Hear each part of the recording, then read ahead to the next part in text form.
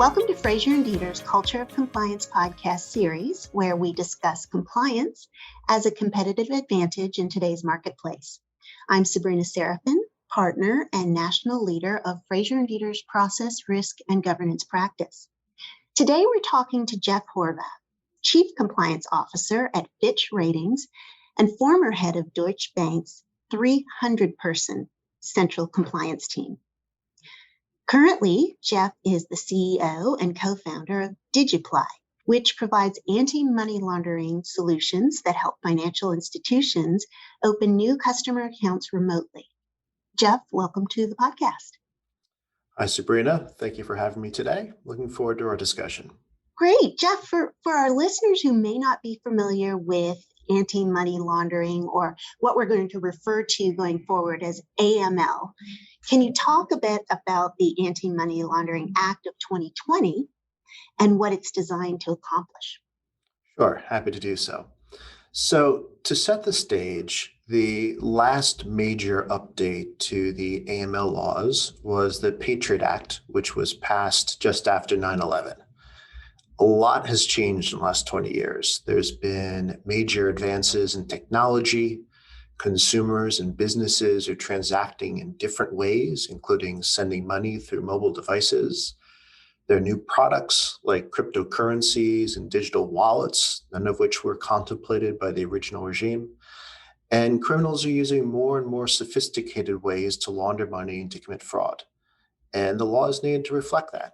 And plus, over the past 20 years, we identified a number of areas that could benefit from some enhancements and some streamlining. And that led to the passage of the Anti-Money Laundering Act in early 2020. Thank you for that. So I understand that the Biden administration has discussed some priorities regarding AML. Can you share with our audience what the Treasury Department is specifically focusing on? There are two main areas on which the Treasury Department is focusing. One is who ultimately controls or owns a private company. We'll call them the beneficial owner of that private company. And the other is cryptocurrency regulation. In terms of beneficial ownership, the US has been criticized for a long time in the international stage for making it possible to set up and use what are called shell companies. And these are companies that make it easier for criminals to use corporate entities to launder money. And it's, of course, much easier to launder money through a company if you don't know who owns that company. AMLA required FinCEN, which is the government organization charged with overseeing AML enforcement, to establish a registry of beneficial owners of each company operating in the US. So a company is required to file a list of its beneficial owners and then update that list over time.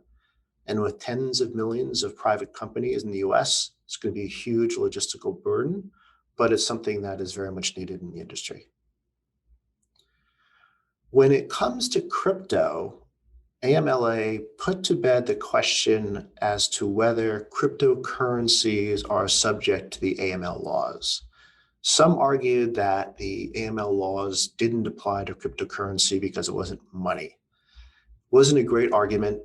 The regulators largely discounted those claims, but it's good to have some clarity in that space. But what I find most interesting about this element is that when the head of FinCEN left for private industry a month or so ago, his replacement was a guy by the name of Michael Mosier. And he was the head of FinCEN's innovation office.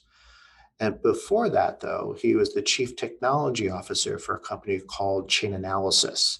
And they're a well-known firm used by both governments and private industry to detect the use of cryptocurrencies to launder money. So those are the two areas of focus that the Biden administration has highlighted in terms of its anti-money laundering enforcement. How do you feel this is going to impact the public's perception of cryptocurrency? Cryptocurrency is becoming more mainstream. The attention that regulators are paying in terms of regulation I think is legitimizing it more so as an alternative to fiat currency. You also see different governments exploring the use of cryptocurrencies as a replacement of fiat currency. So there is adoption by industry, there's adoption by some governments, and there's a growing recognition that this is not just a trend or a fad, but something that is likely here to stay and can only benefit from having a strong regulatory infrastructure. And I think a lot of the major players in the crypto space believe that a strong regulatory infrastructure is essential for them to survive because it gives them that level of credibility and respectability and trust. That's excellent information. It'll be interesting to follow the progress on this. But let's shift gears for just a moment and talk about one of the biggest topics in business today, and that's remote working. And as we are recording today, it's been more than a year since most employees nationwide began working from home. So, how is this trend of working from home, working remotely, and increasing online activity, how's it impacted financial organizations as a whole? So, in terms of financial institutions, I'd focus on banks in particular and the impact it's having on smaller to mid-sized community and commercial banks. There's over 5,000 banks in the US, most of which fit within this smaller to mid-sized category. If you take a look at how they operate, their processes have historically been very manual, very much reliant upon an individual going into a branch to transact, whether it's opening an account, whether it's making a deposit. And not a lot of these institutions were set up for accepting account openings or deposits online. And when March 2020 came into play, the willingness of consumers to go to the bank branch to the extent that they were still open very much dried up. And when you couple that with the rise of digital banks or neobanks or whatever you want to call them, those that don't have physical presence, it's really a challenging time for these organizations. We've been seeing a lot of branch closures, and there's an open question as to how and whether this model is going to survive in the new reality if it doesn't start adapting the way it's been operating. The other big impact that you touched on is how does this play out in terms of remote workforce? And COVID very much forced a paradigm shift on companies. And companies were required to find a way to enable and even empower remote workforces. There's been a lot of growing pains, but by and large, it's been pretty successful. And I can't see the country or the world really rolling the clock back on this shift. It's here to stay in some form or another. But what it also did is it forced companies, not just financial institutions, to really consider what their core business is and focus on investing in and supporting that core business. There's a lot of ancillary infrastructure that's needed for any institution to run. Maybe it's payroll, maybe it's managed IT services. Fintechs embraced early on a model of finding a strong vendor with an expertise in a certain area and relying on that vendor as part of their infrastructure. And they've partnered with those vendors instead of building that infrastructure or expertise in-house. And we see this starting to become the case with AML as well. There are a lot of discussions we're having with third parties, whether they're banks or non-bank financial institutions, who are looking for vendors to partner with them to take up a piece of this infrastructure.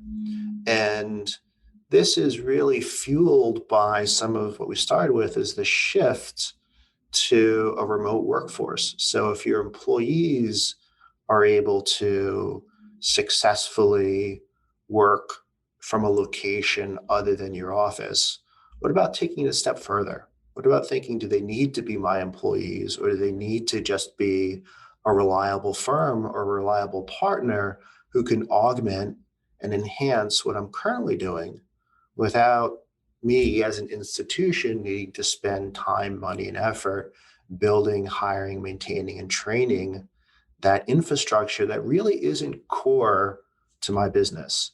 So, yes, the AML space is a bit different from outsourcing your payroll company or your payroll processes, I should say, because it's a little bit more regulated in what you can and can't do.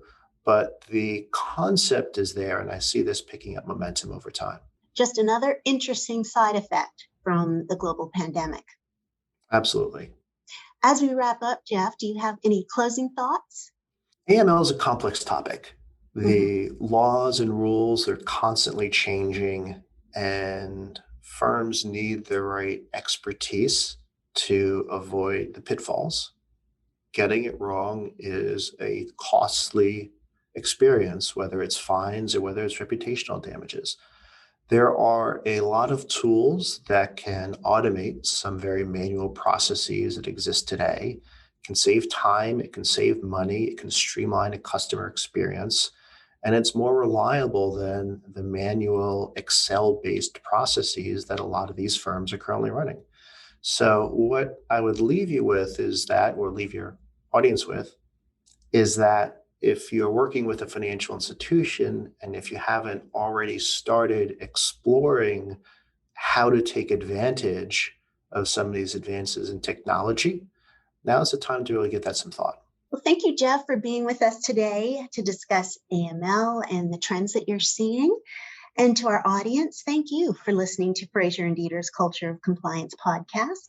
Please join us for our next episode as we continue to discuss transforming compliance requirements into investments in your business. Thanks for listening to one of Fraser and Dieter's branded podcasts. To learn more, connect with us on LinkedIn or visit us at FraserDieter.com and be sure to subscribe so you never miss an episode.